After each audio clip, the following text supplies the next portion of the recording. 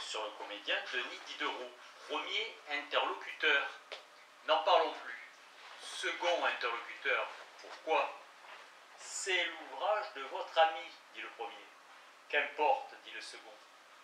Beaucoup, à quoi bon vous mettre dans l'alternative de mépriser et son talent et mon jugement, et de rabattre de la bonne opinion que vous avez de lui, ou de celle que vous avez de moi.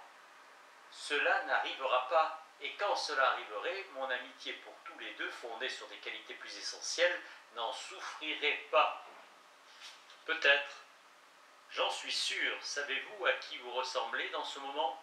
À un auteur de ma connaissance qui suppliait à genoux une femme à laquelle il était attaché de ne pas assister à la première représentation d'une de ses pièces. Votre auteur était modeste et prudent. Il craignait que le sentiment tendre qu'on avait pour lui ne tînt au cas où l'on faisait de son mérite littéraire. Cela se pourrait. Qu'une chute publique ne le dégradât un peu aux yeux de sa maîtresse. Que moins estimé, il ne fut moins aimé, et cela vous paraît ridicule. C'est ainsi qu'on en jugea. La loge fut louée, et il eut le plus grand succès, et Dieu sait comme il fut embrassé, fêté, caressé.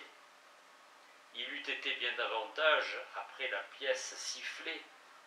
Je n'en doute pas. Et je persiste dans mon avis. Persistez, j'y consens, mais songez que je ne suis pas une femme et qu'il faut, s'il vous plaît, que vous vous expliquiez. Absolument, absolument. Il me semble plus aisé de me taire que de déguiser ma pensée, je le crois. Je serai sévère, c'est ce que mon ami exigeait de vous. Eh bien, puisqu'il faut vous le dire, son ouvrage écrit d'un style tourmenté, obscur, entortillé, boursouflé, plein d'idées communes. Au sortir de cette lecture, un grand comédien n'en sera pas meilleur, et un pauvre acteur n'en sera pas moins mauvais. C'est à la nature à donner les qualités de la personne, la figure, la voix, le jugement, la finesse. C'est à l'étude des grands modèles, à la connaissance du cœur humain, à l'usage du monde, au travail assidu, à l'expérience et à l'habitude du théâtre, à perfectionner le don de nature. Le comédien imitateur peut arriver au point de rendre tout passablement. Il n'y a rien ni à louer, ni à reprendre dans son jeu. Où tout est à reprendre. Comme vous voudrez. Le comédien de nature est souvent détestable, quelquefois excellent. En quelque genre que ce soit, méfiez-vous d'une médiocrité soutenue. Avec quelque rigueur d'un débutant soit traité, il est facile de pressentir ses succès à venir. Les huées n'étouffent que les ineptes, et comment la nature sans l'art formerait-elle un grand comédien, puisque rien ne se passe exactement sur la scène comme en nature, et que les poèmes dramatiques sont tous composés d'après un certain système de principes. Et comment un rôle serait-il joué de la même manière par deux acteurs différents, puisque dans l'écrivain le plus clair, le plus précis, le plus énergique, les mots ne sont et ne peuvent être que des signes approchés d'une pensée, d'un sentiment, d'une idée, signes dont le mouvement, le geste, le ton, le visage, les yeux, la circonstance donnée complètent la valeur. Lorsque vous avez entendu ces mots, que fait là votre main? Je tâte votre habit, l'étoffe en est moelleuse. Que savez-vous? Rien. Pesez bien ce qui suit et concevez combien il est fréquent et facile à deux interlocuteurs en employant les mêmes expressions d'avoir pensé et de dire des choses tout à fait différentes. L'exemple que je vous en vais donner est une espèce de prodige. C'est l'ouvrage même de votre ami. Demandez à un comédien français ce qu'il en pense et il conviendra que tout en est vrai. Faites la même question à un comédien anglais et il vous jugera, by God, qu'il n'y a pas une phrase à changer et que c'est le plus pur évangile de la scène. Cependant, comme il n'y a presque rien de commun entre la manière d'écrire la comédie et la tragédie en Angleterre et la manière dont on écrit ses poèmes en France, puisqu'au sentiment même de Garrick, celui qui sait rendre parfaitement une scène de Shakespeare ne connaît pas le premier accent de la déclamation d'une scène de Racine. Puisqu'enlacé par les vers harmonieux de ces derniers comme par autant de serpents dont les replis lui étreignent la tête, les pieds, les mains, les jambes et les bras, son action en perdrait toute sa liberté. Il s'ensuit évidemment que l'acteur français et l'acteur anglais, qui conviennent unanimement de la vérité des principes de votre auteur, ne s'entendent pas et qu'il y a dans la langue technique du théâtre une latitude, une vague assez considérable pour que les hommes sensés, d'opinions diamétralement opposées, croient y reconnaître la lumière de l'évidence, et demeurez plus que jamais attaché à votre maxime, ne vous expliquez point si vous voulez vous entendre. Vous pensez qu'en tout ouvrage, et surtout dans celui-ci, il y a deux sens distingués, tous les deux renfermés sous les mêmes signes, l'un à Londres, l'autre à Paris, et que ces signes présentent si nettement ces deux sens que votre ami même s'y est trompé, puisqu'en associant les noms de comédiens anglais à des noms de comédiens français, leur appliquant les mêmes préceptes et leur accordant le même blâme et les mêmes éloges, il a sans doute imaginé que ce qu'il prononçait des uns était également juste des autres. Mais à ce compte, aucun autre auteur n'aurait fait autant de vrais contresens. Les mêmes mots dont il se sert énonçant une chose au carrefour de Bussy et une chose différente à Drury Lane. Il faut que je l'avoue à regret et au reste, je puis avoir tort, mais le point important sur lequel nous avons des opinions tout à fait opposées, votre auteur et moi, ce sont les qualités premières d'un grand comédien. Moi, je lui veux beaucoup de jugement. Il me faut dans cet homme un spectateur froid et tranquille. J'en exige par conséquent de la pénétration et nulle sensibilité, l'art de tout imiter, ou ce qui revient au même, une égale aptitude à toutes sortes de caractères et de rôles. Nulle sensibilité, nulle. Je n'ai pas encore bien enchaîné mes raisons, et vous me permettez de vous les exposer comme elles me viendront, dans le désordre de l'ouvrage même de votre ami. Si le comédien était sensible de bonne foi, lui serait-il permis de jouer deux fois de suite un même rôle avec la même chaleur et le même succès? Très chaud à la première représentation, il serait épuisé et froid comme un marbre à la troisième. Au lieu qu'imitateur attentif et disciple réfléchi de la nature, la première fois qu'il se présentera sur la scène sous le nom d'Auguste, de Cinna, d'Orosman, d'Agamemnon, de Mahomet, copiste rigoureux de lui-même ou de ses études et observateur continu de nos sensations, son jeu, loin de s'affaiblir, se fortifiera des réflexions nouvelles qu'il aura recueillies.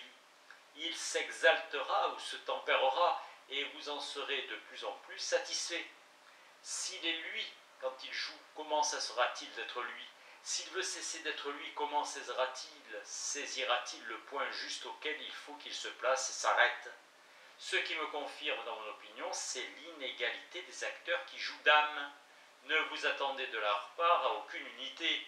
Leur jeu est alternativement fort et faible, chaud et froid, plat et sublime. Ils manqueront demain l'endroit où ils auront excellé aujourd'hui. En revanche, ils excelleront dans celui qu'ils auront manqué la veille. Au lieu que le comédien qui jouera de réflexion, d'étude de la nature humaine, d'imitation constante, d'après quelque modèle idéal, d'imagination, de mémoire, sera le même à toutes les représentations, toujours également parfait. Tout a été mesuré, combiné, appris, ordonné dans sa tête. Il n'y a dans sa déclamation ni monotonie, ni dissonance. La chaleur a son progrès, ses élans, ses rémissions, son commencement, son milieu, son extrême. Ce sont les mêmes accents, les mêmes positions, les mêmes mouvements. S'il y a quelque différence d'une représentation à l'autre, c'est ordinairement à l'avantage de la dernière. Il ne sera pas journalier, c'est une glace toujours disposée à montrer les objets et à les montrer avec la même précision, la même force et la même vérité. Ainsi que le poète, il va sans cesse puiser dans le fond inépuisable de la nature au lieu qu'il aurait bientôt vu le terme de sa propre richesse.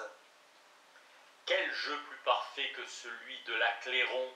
Cependant, suivez-la, étudiez-la, et vous serez convaincu qu'à la sixième représentation, elle sait par cœur tous les détails de son jeu, comme tous les mots de son rôle. Sans doute elle s'est fait un modèle auquel elle a d'abord cherché à se conformer. Sans doute elle a conçu ce modèle le plus haut, le plus grand, le plus parfait qui lui a été possible. Mais ce modèle qu'elle a emprunté de l'histoire, ou que son imagination a créé comme un grand fantôme, ce n'est pas elle. Si ce modèle n'était que de sa hauteur, que son action serait faible et petite.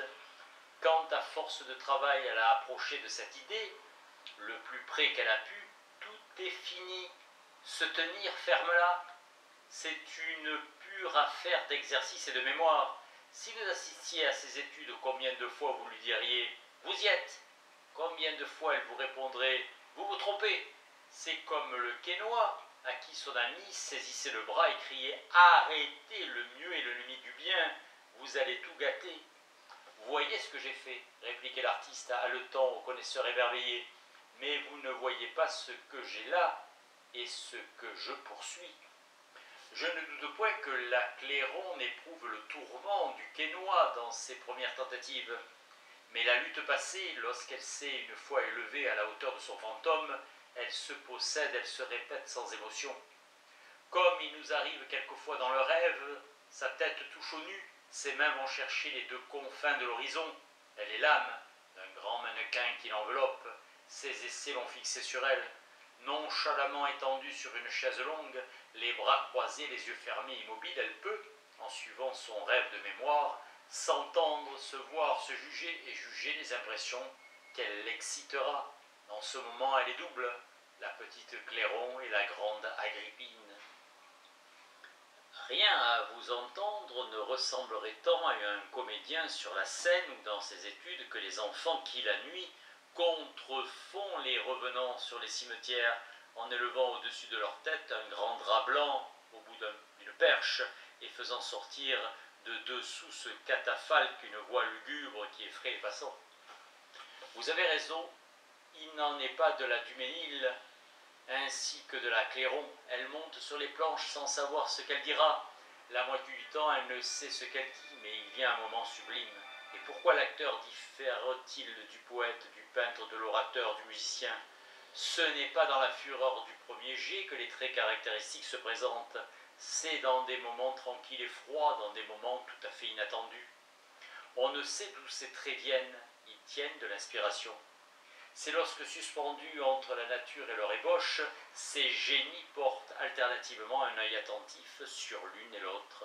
Les beautés d'inspiration, les traits fortuits qu'ils répandent dans leurs ouvrages et dont l'apparition subite les étonne eux-mêmes, sont d'un effet et d'un succès bien autrement assurés que ceux qui y ont jeté de boutade.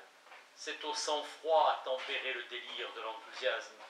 Ce n'est pas l'homme violent qui est hors de lui-même, qui dispose de nous. C'est un avantage réservé à l'homme qui se possède.